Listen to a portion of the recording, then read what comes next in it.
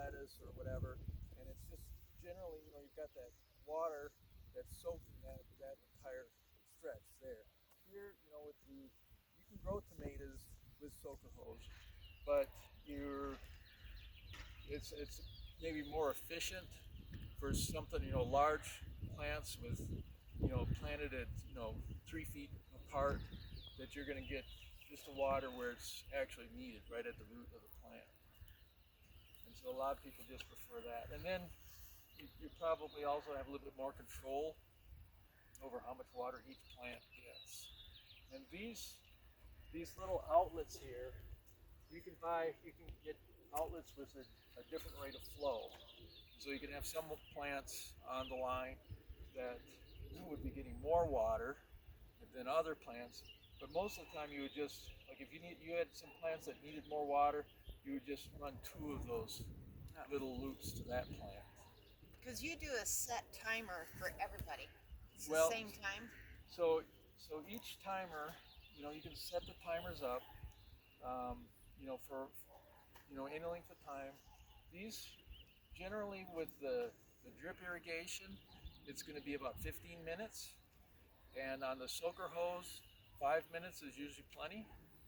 And maybe later in the season, like when it's hotter, and your tomato plants are this big, they're going to require a little bit more water.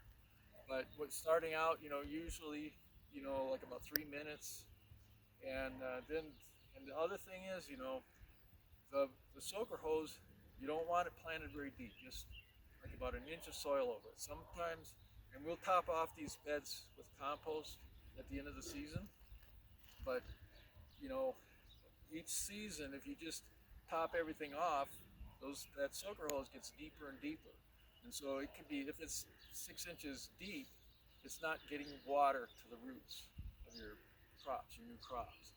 And so you need to check, make sure that soaker hose is only just a little bit below the surface. And like they say, mostly the soil, just to protect the hose, keep it from deteriorating in the sunshine. So at the end of the season, would you suggest pulling it to the top just to start over? It's usually a springtime thing.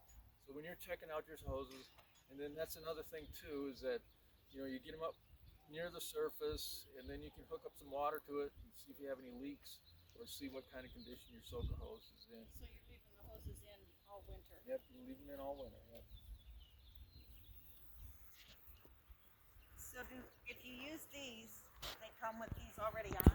Nope, you do all Do that. it as you want. Yep. So you put that, each where you want, and if you got something that you don't really, a lot of times, you'll have a plug that you're not really using, but you just, put a longer, the little drip line.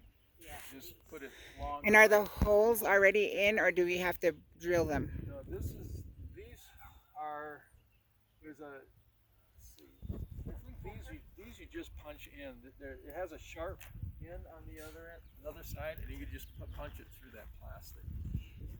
And then you attach the 1/4 inch drip line off of that, and of course, all that's really cheap to buy.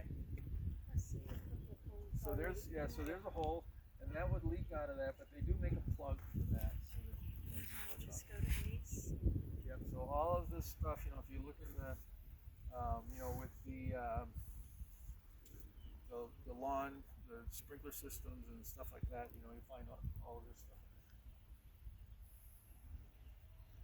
So a soaker hose, a drip line, and what else would we need? We can look at the timers. Okay. I've got the timers over here.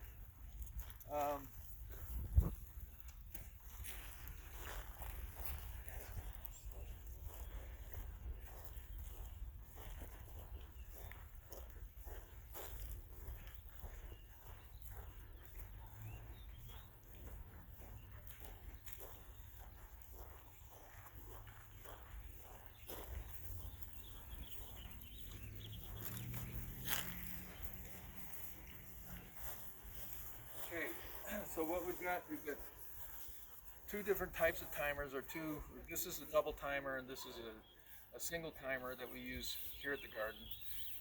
They're both made by Orbit, which is, the most popular name in timers. On this one, well, we'll start with the single first. This is really simple to operate.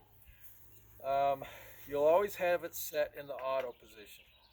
You know, if you want the timer to come on. You make sure that your clock is set right, because if you have the wrong time on your clock, then when you set your start time, it's not going to come on Right. if the time is wrong. And a lot of people, this is a common problem here. And of course, it says AM and PM.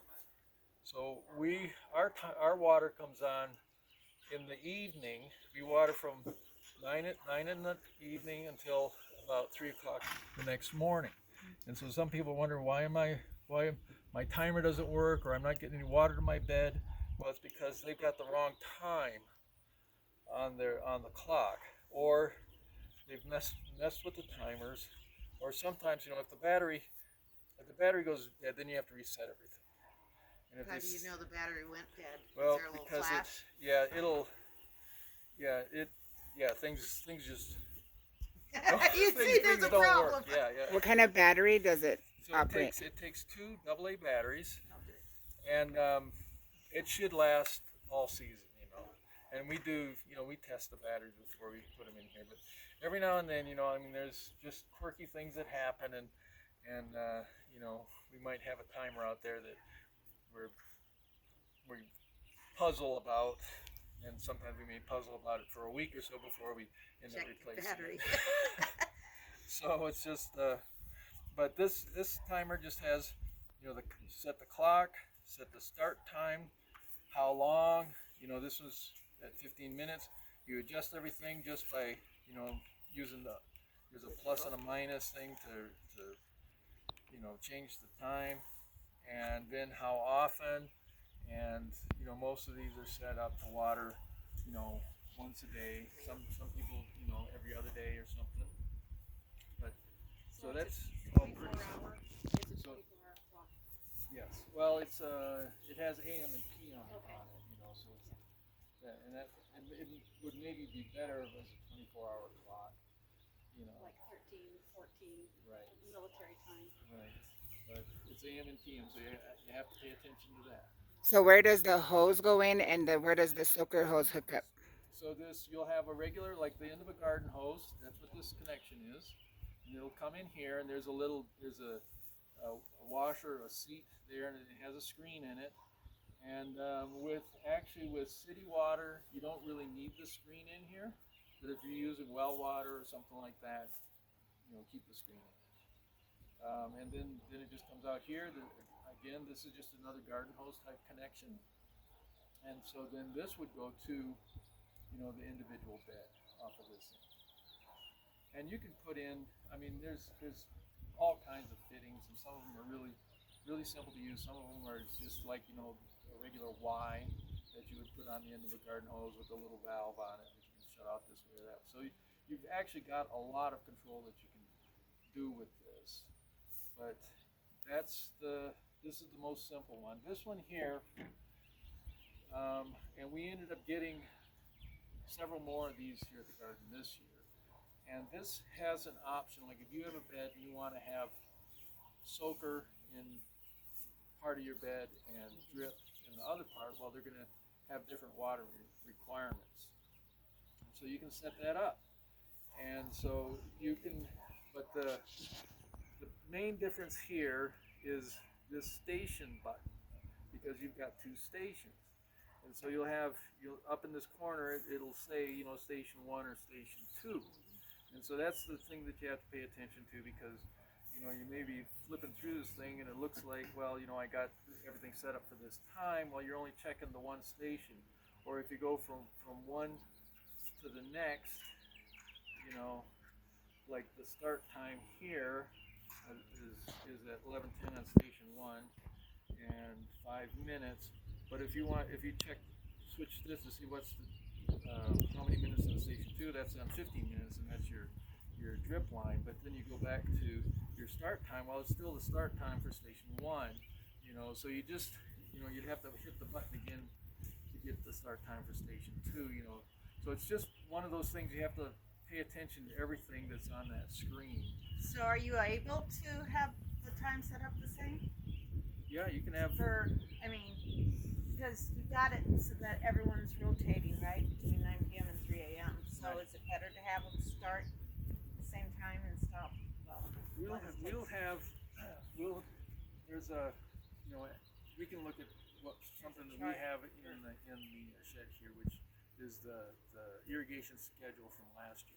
Oh, okay. Because we've got like 40 some timers, that we're dealing with, and so we set that up just to kind of maintain the water pressure, throughout the garden.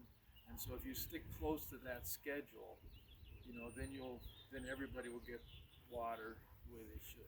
Okay. Now, and then it's, if you looks like you're getting your bed is too wet and you need to cut back on your time, that's what you do with your own individual time. And then later in the season, if it looks like things are a little dry and you increase the time a little bit, that's also your. But as far as the start times, you should keep that same start time. And if something happened where your battery went dead or something like that, and you had to reset everything, you can go in there and check that chart and see what your start time is supposed to be. Okay. But it won't draw too much water pressure. No, it's just to we don't want all the beds coming on at the same time because it would be a lot less pressure. Right. So that's why we stagger it out here. So these, I guess Monty said that, he was getting the double timers for about the same price as the single timers. I think that's, Monty, he's. That's how he works. Yeah, so he ended up getting several of these double timers this year. And you can get those at Ace too. You can get these at Ace too. Yep. Monty was buying them on Amazon. But we're kind of buying in bulk, out here. But they've got lifetime warranties on them. If anything happens, they'll replace them. You maybe have mentioned this, but can you use the double timer as a single timer, or do you have to have two hoses? You wouldn't have to have two hoses, but if you we're playing with the station buttons and you set something up to have the station that doesn't have a hose on it, Yeah. come on, then you'll just be shooting water on it. Yeah. But it can be set up the same way as a single timer. Yeah, I would do something with the other Block. Yeah. Put a cap on it. Yeah, and it's not that hard to change these things. Like if you were maybe gonna do a double timers, two systems in your bed, and you asked for one of these and you put it up there, and then you decided, well, I just want to do one, then we can switch these out with a single timer. Yeah. So just having a single for the single and a double for the double, and that makes everything easier. Yeah, it's Yeah. just Great. You would use those for the bigger beds, not these smaller ones, too, wouldn't you? yeah. It doesn't matter, I mean, this is still, if you've got one system, it's the same amount of water that would come out. Generally, we have used these double timers to have one side go to one bed, and that's like with Trigger's bed over here too. They've got two beds, and they had, just one single timer for those two beds. And so one side went to one bed, which had soaker hose in it, and the other side went to the other bed, which had drip irrigation. But those are bigger beds. Those A are smaller big. bed would not necessarily want a drip and a something. Yeah, it'd be hard to set up Yeah, that would be two a little tricky. systems in a small bed, right? Yeah. So we've got a number of smaller beds. Now we have soaker in all of those beds, and it's just again with the drip, you're talking about bigger plants, more spacing, and directing the water at the root. And so it doesn't really apply if you've got everything in a small bed like that. So soaker is just easy. And so would you suggest putting the soaker hose in first before you actually plant anything? Yes. Yep. And so there's a number of things you can do to prepare your garden before the planting. But yeah, if you've got the irrigation in and you've got, make sure that you don't have the leaks, everything's working good, and then go ahead and get it buried under about an inch of soil, and then then you should be ready to plant. Cool. And then for those who might have missed it, how much would a big soaker system for a size bed that you have here be? Okay, we have like this bed over here with the soaker hose laying on the top of it. That's a 10-foot wide by 16-foot long bed. It has 10 rows of soaker hose in it, and so each length is 16 feet, so that's 160 feet of soaker hose in that bed. And if you buy a roll, like a 500-foot roll of soaker hose, I think Monty gets it off of Amazon, but so a 500-foot roll would cost about $300. And then these timers are going to run about $25, maybe $30 or so for the timers. And then all of the other components, like the plastic hose, which all the soaker hose comes off of that. And that's readily available down at like Ace Hardware. All of the plastic fittings, the half-inch, three-quarter-inch fittings are what you'd be looking at. They're all available at the hardware store. And the same way, all of the drip irrigation stuff, comes in just in little plastic bags. And then of course all the quarter-inch feeder lines, it just comes on a roll, and it's all very reasonably priced. Now, with your soaker hose, do you plant between them? So you have to figure a soaker hose on the outside. It's on both sides of your plant. Right. Generally, it depends on what you're planting, but you're going to want to plant pretty close to the hose. And they'll ensure, like, especially when you just got seeds in the ground, so you've got your hose just maybe an inch or two off of that hose, and then it should get watered. When you initially plant your seeds, you'll want to do some hand watering to make sure things get started. But after that, if you've got water, your hose is an inch below the surface, and it's gonna. Most of that water, of course, is going to go down, but you're going to have that It'll down. soak it out like 4 or 5 inches, maybe 2 or 3. Yeah. Well, on the surface, you'll usually see, you'll have a little bit variance of soil depth, but you'll see where your soaker hoses are. That will generally come up to the surface, in most locations along that line. But it's only just a little bit, maybe double the width of the hose on the surface. But below that, it'll spread out. With capillary action in the soil, And with this system, do we ever have to worry about overwatering and root rot? Yes. So if you don't want to overwater, if you end up with a raised bed like these out here, it's real easy to tell if you're overwatering because we'll have water running out the bottom of those beds. So it's actually surprising that those are, I think, 16 inches deep, and in the early part of the season, 3 or 4 minutes, and you start overwatering with soaker hose. And so if you got the timer set for like 4, maybe 5 minutes, and you'll see water running out the bottom. So it does, it puts out quite a bit of water. But one thing here at the garden, we're on city water, so we have a water bill. And early on, the garden's been here since 2008. And early on, they saw that, the hand watering uses a lot more water than these systems. Like car washing. Yeah, right. Yeah, so it's you don't really know what you're doing when you're just watering. You just water them. It's nice to be able to stand outside on a sunny morning and just let the hose run and run and run while you're listening to the birds sing and all that stuff. But these things come on, like I said, like with the soaker hose, 4 or 5 minutes, and you've got all the water you need for the day.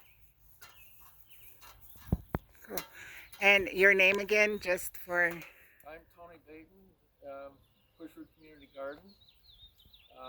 Monty Heddick is our treasurer, and so he does most of the ordering for all these products. And Monty's been here pretty much from the start.